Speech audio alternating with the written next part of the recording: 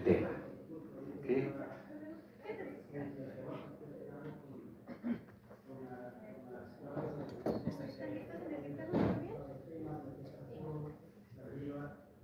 Muy bien, el tema sorteado es el número 7 y dice: ¿han sido suficientes las medidas de la autoridad, de las autoridades mexicanas para garantizar un trato digno a los animales? Repito, el tema es el número 7. ¿Han sido suficientes las medidas de las autoridades mexicanas para garantizar un trato digno a los animales? Ese será el tema a debatir y vamos a sortear ahora las posturas.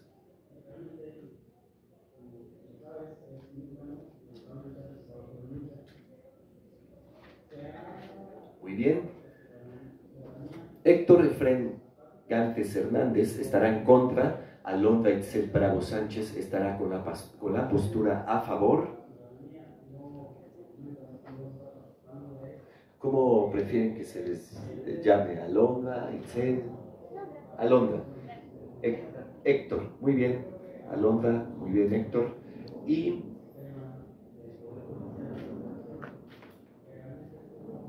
les recordamos que la posición a favor será la que inicie. También cabe recordar que van a tener cada uno de ustedes 3 participaciones, siendo la primera de 5 minutos, en donde expondrán sus ideas, su postura, y las 2 restantes serán de 3 minutos cada una, para hacer los contraargumentos. ¿Ok?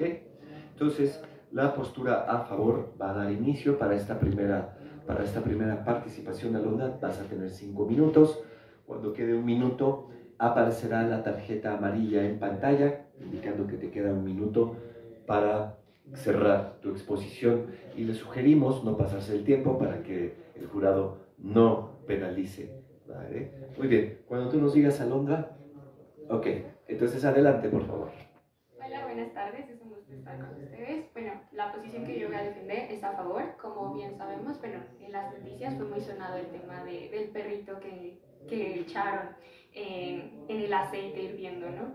Y fue algo que nos movió a todos, porque estábamos hablando de animalitos y no sé si ustedes tienen animales, pero pues es algo que se trata con suma delicadeza, y por eso el gobierno de México ha implementado algunas leyes para, para castigar este abuso o esta violencia contra los animales.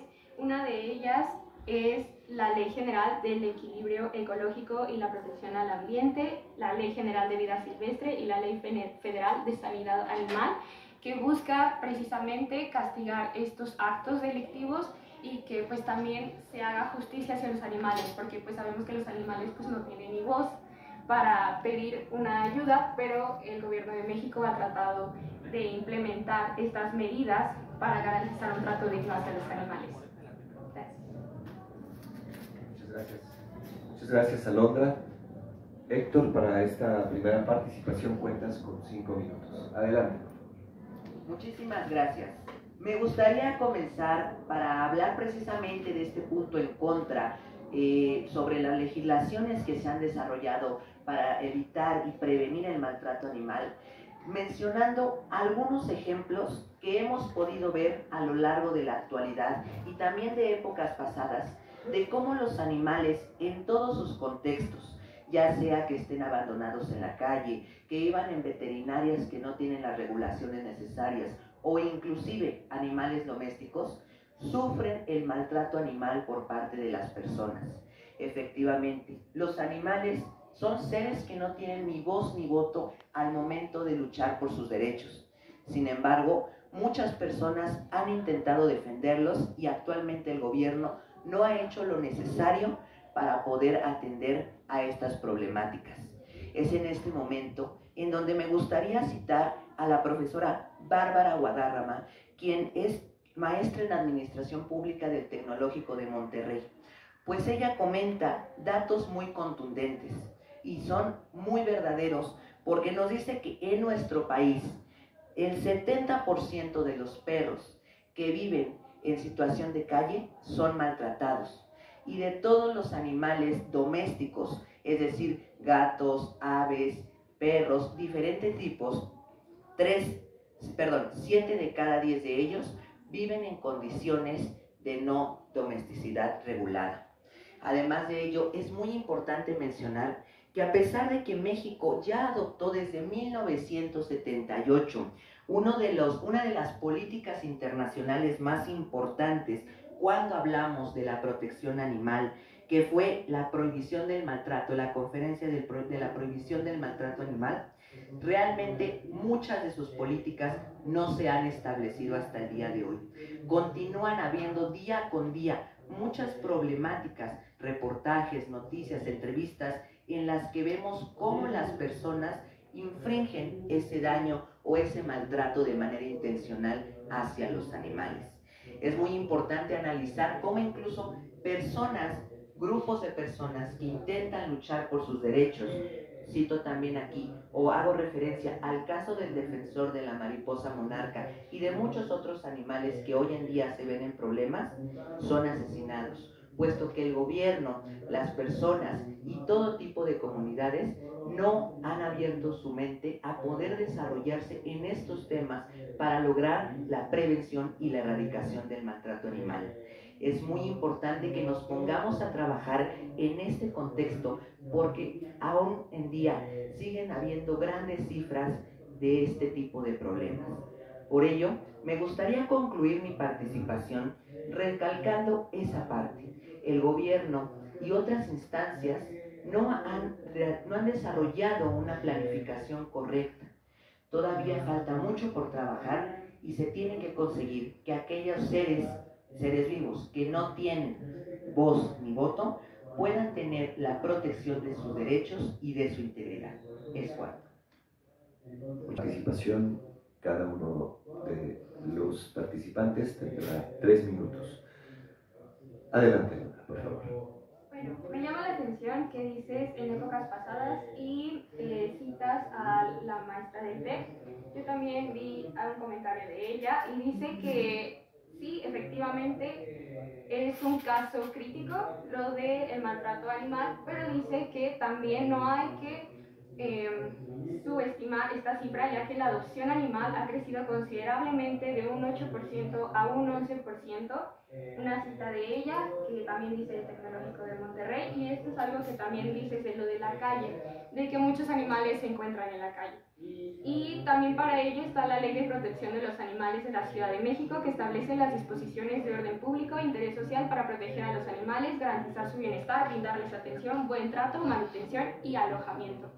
Es decir, se han enfocado en que ya no haya tantos animales en la calle, tantos perritos, como bien lo mencionas. Por ello, tanto la maestra del TEC menciona que hay una cifra considerable de que ya no hay tantos animales en la calle, y también esta ley de protección hacia los animales.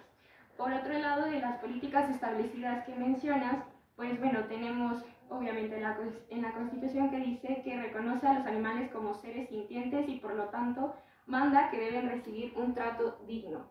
Y también está el Código Penal para el Distrito Federal, que califica como delito el maltrato o crueldad en contra de cualquier animal y lo castiga con cárcel o multa, dependiendo claramente del daño que se le haga, de 2 años de prisión y de 50 a 100 días de multa. Entonces sí existen estas políticas establecidas. En épocas pasadas sí hubo un incremento, pero ahora ha disminuido, y también lo de la situación de calle de los animales. Eso es todo.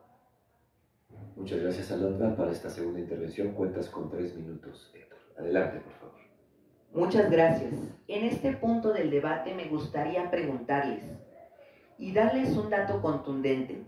¿Ustedes sabían que en México mueren cada año 60,000 animales a causa del maltrato animal? Cuando comenzamos a analizar este dato, nos damos cuenta de que en realidad, y a pesar de que vayan aumentando este número de adopciones animales, el maltrato sigue continuando hasta nuestros días. No es algo que esté desapareciendo y mucho menos que se esté disminuyendo en el porcentaje que debería. Además de ello, y como respuesta a esta parte de las penalizaciones que ha impuesto el gobierno mexicano, se debe de decir que no solamente basta con una ley, se debe de llevar a la práctica y aplicarlo de manera adecuada y de manera correcta. Porque además de ello, de todas esas leyes, normas, legislaciones que se han creado, también existen otros datos. Y esos datos es que de todos los agresores, tan solo 155 de ellos, de todos los que han infligido este daño a los animales, han sido acreedores a su sanción. Y no basta con ello, porque el número de animales que pueden llegar a morir, que pueden llegar a ser maltratados por cada persona, es un número mucho más grande. Y es por ello que debemos de comenzar a trabajar en las resoluciones de manera factible, para que las personas comiencen a tener la concientización. No basta con atender ya cuando existe el problema. Todo se empieza con una cultura de prevención, la cultura que nos va a llevar a conocer cómo se debe de dar el correcto funcionamiento de una relación entre los animales y los humanos, para que entonces sí podamos llevar esto a una disminución total y adecuada del maltrato animal. Es cuanto. Muchas gracias, Héctor. Para esta tercera y última intervención, Alondra, tienes 3 minutos. Adelante, por favor. Claro, pues bueno, efectivamente no es un problema que esté erradicado y necesitamos saber qué es lo que vamos a enfrentar siempre. Entonces, bueno, en lo que tú mencionas, podríamos decir que no es un fallo del poder legislativo, porque sí existen las normas y sí existen las leyes que lo protegen y lo avalan, pero como en muchos casos de delincuencia, lo que realmente afecta pues es cómo se llevan a cabo estos procesos, y en este caso pues la cultura que todavía tenemos como personas, desafortunadamente, y no por cómo se estén llevando las leyes mexicanas, porque pues sí ha habido un avance, como te reitero, de la adopción. Han habido varias leyes que promueven que ya no se maltrate a los animales, cuyo objetivo es evitar sufrimiento y dolor a las especies animales en su interacción con el ser humano, como objeto de la actividad agropecuaria, científica o de conservación ecológica. Y actualmente las entidades, 28 entidades federativas, cuentan con legislaciones que tipifican el maltrato animal y que tratan de combatirlo día con día. Entonces sí se ha hecho algo, se está tratando de erradicar, es un proceso. Y bueno, por último, quiero recalcar que pues son cosas que tanto lo han avalado en el Código Penal para el Distrito Federal, la Ley de Protección a los Animales en la Ciudad de México, en la Constitución, en la Ley General de Equilibrio Ecológico y la Protección al Ambiente, la Ley General de Vida Silvestre y la Ley Federal de Sanidad Animal. Gracias. Héctor, para esta tu última intervención cuentas con 3 minutos. Adelante, por favor. Muchas gracias. Nuevamente, me gustaría comenzar y concluir esta última intervención afirmando lo siguiente. Efectivamente, estoy muy de acuerdo. México ya tiene muchas legislaciones que le permiten promover y sancionar sobre todo el maltrato animal. Pero lo que vemos en el ambiente práctico, en la vida cotidiana, nos da una muestra totalmente diferente. El que a día de hoy sigamos viendo eso en las redes sociales, que son un medio masivo y de mucha utilidad para darnos a conocer todas estas problemáticas que afectan a nuestro país, se ha visto de manera imparable. Día con día tenemos este tipo de noticias, despertamos con este tipo de anuncios en el que nos da cuenta que a pesar de las múltiples y una gran variedad de leyes que tenemos, no se está trabajando desde lo más importante y para los más importantes de la sociedad, su comunidad y las personas. Se debe de trabajar mucho en la concientización de los humanos, porque son ellos los que infringen el daño a estos animalitos. Y se debe de promover que poco a poco se lleve una mayor cultura del respeto hacia los derechos de los seres vivos y de todo tipo de personas que habiten pues, en nuestro país. Es por ello que quiero concluir mi intervención afirmando que es de suma necesidad realizar campañas, apoyar a la libertad de expresión, beneficiar en diferentes aspectos a estos grupos sociales que los podemos considerar que son parte de nuestro entorno diario, para que con ello se puedan evitar problemáticas en cuanto al maltrato animal. Eso es todo. Muchas gracias. Muchas gracias. Vamos a dar un fuerte aplauso a Alondra y a Héctor.